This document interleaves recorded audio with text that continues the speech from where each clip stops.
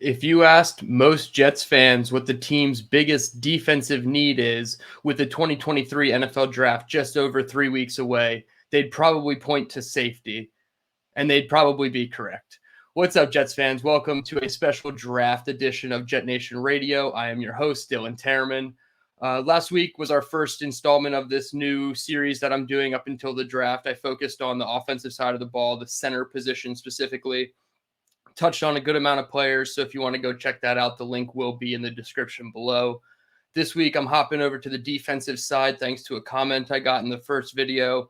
Said, hey, go look at safeties. That's going to be a need of ours. I said, I agree. Safety was on the list anyway, so I bumped it up a little bit of priority. It's going to be the second position I talk about. Obviously, the Jets did make a move at safety, a move that most didn't see coming. Chuck Clark was traded for from the Baltimore Ravens. A 2024 7th-round pick was sent to Baltimore for Chuck Clark. And I think it's interestingly enough, he ends up with New York. Last offseason, Baltimore drafts Kyle Hamilton in the first round, and they also sign Marcus Williams to a big free agent contract. And Chuck Clark was already there. He said, I want to be traded. Let's explore the trade market. Apparently, the two teams on him in on him last offseason were the Eagles and the Jets. So he ends up with the Jets 1 year later. It all works out how it was supposed to, I guess. And I think this is going to be a tremendous addition to the back end. Chuck Clark, I tweeted it out as soon as the trade went down. Last year for Baltimore, he played 1,149 snaps. That was 100% snap percentage. He has a very long streak of not missing games. 1,149 snaps, 46.2% of those snaps came at the free safety position. And that rang bells for me because that is the position of need for the Jets. We obviously already have Jordan Whitehead in the fold. This will be his second year in the defense under Jeff Ulbrich and Rob Saleh. The coaching staff is certainly hoping for higher expectations than what we saw from him last year. I think his 17 missed tackles is not what anybody expected from him coming over from Tampa Bay, but he still has a lot of improvement to do. Chuck Clark then adds to that mold. I think if you look back at the first Miami game last season, they played a lot of what's called big nickel with three safeties. They had Will Parks rotating in as the third safety with Whitehead and Joyner, who's still a free agent, most likely going to retire. So my likely thinking here is that Chuck Clark replaces the Will Parks role if they do go to three safety sets. So that does leave somebody to replace Joyner, and that is more of the rangy sideline to sideline type of player. Not saying that LaMarcus Joyner was that by any means for the Jets last season, but they need somebody who's going to play on the back end as more of the free safety role instead of the typical box strong safety role. I think the top name that comes to everybody's mind when you hear the safety position in the NFL draft this year is Brian Branch from Alabama. And I would love to dive deep on him. I think if he's the Jets pick, I certainly will do a deep dive on him as well as any of the first, second, third round guys that the Jets draft. That's my intention at least. But for this video, I'm going to steer away from Brian Branch, touch on some second to third, fourth round guys, that I think could be intriguing plug-and-play guys for the Jets. Brian Branch, however, is sliding out of round one mock drafts. I don't know if he'll actually get out that far. I don't believe he'll escape the first round. I think somebody is going to love his skill set as a nickel corner / safety. So I think there's going to be a first-round grade eventually for Brian Branch. But instead, let's focus on a couple of guys that I think could be on Joe Douglas's radar at that free safety type position. The first one, probably a favorite of one of my favorites in the entire draft class, not just at the position, is Chris Smith II from Georgia, 5'11", 192. And you're going to see a theme here. None of these guys have immense size. One guy sticks out compared to the other, but everybody's kind of on the smaller end. And that's what the Jets had last year with Whitehead and Joyner. They were both sub 6 foot. So it'll be interesting to see if they keep the small ball tactic on the back end or if they opt for a size guy. Chris Smith, however, 5'11", 192, 5-year player at Georgia, Senior Bowl invite and participant. He did run a 4.62, and I understand people are going to say he ran slow for 40 yards in a straight line, but when you see his play speed on tape, it definitely shows up faster than 4.62. the first word I couldn't help but write down with Chris Smith was instincts. He is so instinctual on the back end. And as a fifth-year player at Georgia, you have to think that he has knowledge enough to know that playbook in and out. So instincts on the back end, great at diagnosing plays and reacting properly, good change of direction and coverage and closing speed to the ball. And I think that is what makes up for his slow 40 time of 4.62. All of this is evident in his ball skills and takeaway production. 3 interceptions in 2022 and 2021 with 9 additional pass breakups. So he's certainly around the ball as a free safety. PFF has him listed as 812 snaps in 2022 for the Bulldogs. 548, came at the free safety position. So 67.5% at free safety. And that's going to be the type of safeties that I key in on, is primarily free safeties, but they can do other things, whether it's slot, box, wide, D-line, however they rep them at PFF. They're mostly going to be free safety types with slot and box versatility, because I think the Jets want versatile safeties. They don't want a guy who's specifically this and specifically that. And I understand Jordan Whitehead is way more of the strong safety type, but now they have a kind of middle of the road guy with Chuck Clark. So now let's see what they can do with a leaning free safety type. So 67.5% free safety, 16% in the slot, 16% in the box. So he was certainly used all over the place at Georgia. I think he'll be a round 2 player. I don't see him going as high as top 50, although I am comfortable taking him with whichever of the second round picks the Jets don't send to Green Bay for Aaron Rodgers. And that could just be because he is one of my favorites in this class, but he's certainly somebody that I've had an eye on from the jump. I watched him in the summertime when I watched all of Georgia's, original national championship crew. And then they just went on to repeat again with maybe less supporting cast on the defense, but certainly some names. You obviously have Jalen Carter and then Christopher Smith and Keely Ringo on the defensive back. So Chris Smith, second round player, definitely one that I would take at 42 or 43. We can get into a couple clips here. First one, I believe this is a TFL. Yep, he lines up 12 yards off the ball, outside zone, end man of the line of scrimmage, pinches in. He fills in, not a problem. You don't even see him on the end zone angle here, but he comes shooting down. Great trigger, wrap up tackle. Very easy. This is the 5th-year stuff that I was talking about. He just makes it look very easy. Here's another one.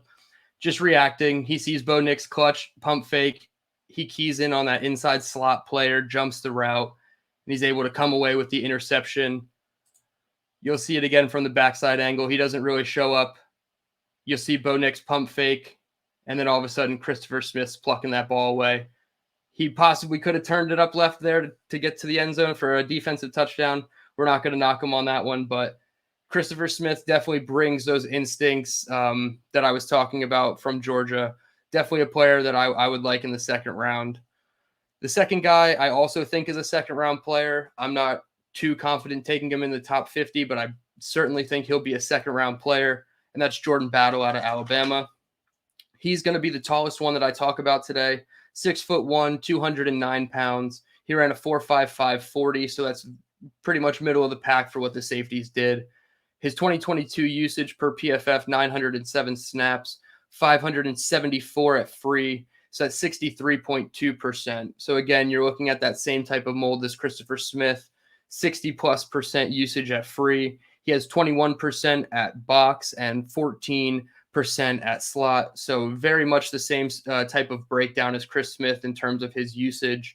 And again, a prominent school, a multi-year starter. PFF has him rated as the highest graded safety in 2021 and 2020 combined. And then he followed it up and he was the 18th best safety in 2022.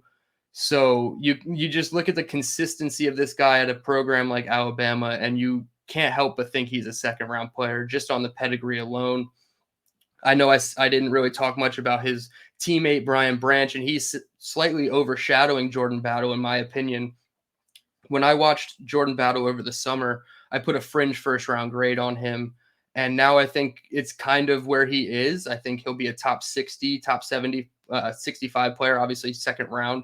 So I was a little above where the expectations are now, but that was a whole year out. And I think when you can be a consistent force at a program like Alabama, you're going to be a high draft pick no matter what. So Jordan Battle, I have a clip of him here. Looks like a man play. We get the motion coming across. He goes with the running back. Looks like a wheel route, potentially 4 verticals. I'll make a big screen here. You see him right there on the left side. Goes off screen, but he's with the running back. Quarterback gets hit as he throws.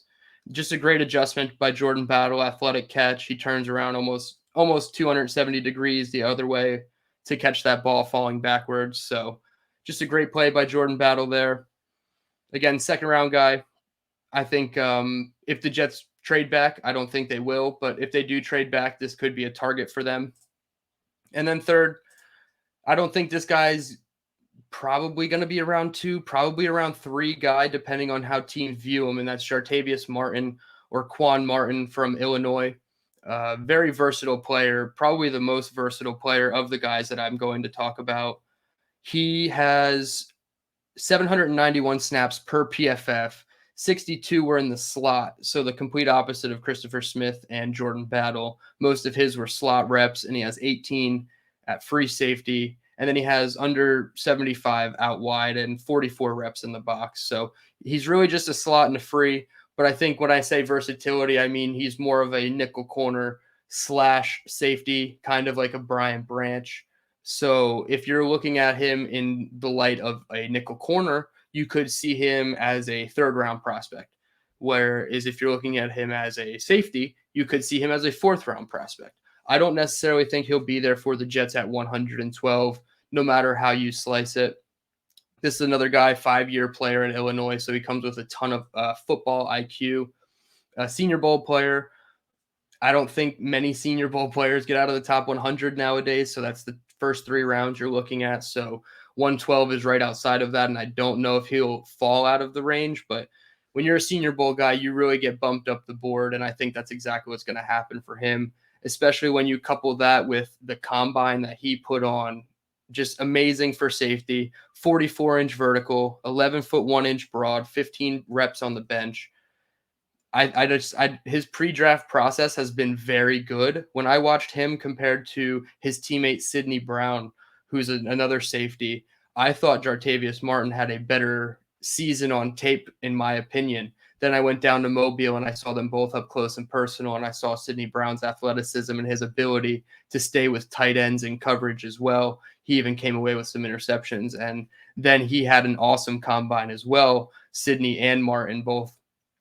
So Sidney Brown's kind of inching away from Jartavius Martin, in my opinion, from the Illinois backs, the DBs as well. So Quan Martin's a guy, zone man, equipped. He can do it all. Like I said, he played in the slot, so he can open his hips and run with receivers. He comes away with tons of interceptions. He had 3 last year with 11 pass breakups, so just great ball skills. And I think 3rd or 4th round is probably the sweet spot for him. Maybe a team likes him and takes him a little bit higher up. We'll see. But I think probably 3rd round would be where I'd feel most comfortable taking him. And obviously after the Elijah Moore trade, the Jets do not have a 3rd round pick anymore. So a couple clips of Jartavius Martin here. You're going to see him up top at the free safety position. Looks like cover 1 man, post over. He just comes down, triggers downhill, and cracks the post over player and forces a pass breakup. You'll see it again here. Here's the pass, just boom, puts a shoulder on him, and he drops the ball. So that's a good play there. And then another sack. I know it's not necessarily the free safety things that you would expect, like ball hawking interceptions and whatnot, but it goes to show his versatility, his skill set. Here he comes off the screen. He jumps, and you're not supposed to jump for the pump fake. I understand that, but when you can come back down and still make up for it and get the sack, that's always good. Here it is one more time off the edge. Jumps, still gets the sack. So just all good things from Jartavius Martin. And then when you talk about his ball production, 3 interceptions, 11 pass breakups, you see that he's just a well-rounded player. And I think he would fit the mold of what the Jets want, not only from a free safety dominant player, but also from a versatile standpoint. Another guy that I didn't pull any clips for, but I also think could be on the Jets' radar is Antonio Johnson from Texas A&M. This guy's 6'2", 198, so the tallest of any of the safeties I talked about. He ran a 4.52. but this guy's breakup in terms of snap usage on PFF is very much rounded, not like anybody else. He had 48% in the slot, 21% in the box, and 19% free safety. So you see free safety is his third highest snap alignment. Therefore, I wasn't going to put up clips of him. Although if the Jets do want to go on the side of size at the safety position, Antonio Johnson is certainly somebody that I like at that spot. Probably a second or third round guy. I don't see him getting out of the top 100 by any means. He had first round buzz in the summer coming into the 2022 season. So I know that it dipped off a little bit, but it's not going to drastically make him a day 3 player all of a sudden. So probably round 2 or round 3. I think he's good as a blitzer and a run support player with above average tackling. I think if you look at his Alabama game, he had some pretty bad misses, but Jahmyr Gibbs will do that to linebackers and safeties at the second and third level of the defense. So I kind of gave him a pass for that game specifically. Although I do like his instincts and communication skills, his ability to open up and run with receivers in coverage for how big he is. I wrote down late second round player, possibly early third round player, and I think that that's about where he'll go. Obviously, if somebody wants a size safety, they're going to take him early, but not somebody I'd necessarily target at 42. Again, probably a trade back guy, but I don't think the Jets will trade back. So it's going to be interesting. That's it for all the safeties I have. I would love to hear everybody's feedback on the format. I tried to be a little bit more precise with the videos. I know the last video was very choppy with the cutting on my screen sharing. So hopefully it was a little bit better of a format for you. As always, just comment down below what positions you would like to see me do next. I'm hoping to get at least 2 or 3 of these done before the draft season. If I have to do a couple in the same week, I'm willing to do that. So just hit me with your thoughts, and I appreciate everybody. Tune in on Thursday, JetNation Live. Myself and Glenn Naughton will be live 6:30 on YouTube. You can follow me on Twitter at DTereman. Follow JetNation on all social media platforms. And until next time, let's go Jets.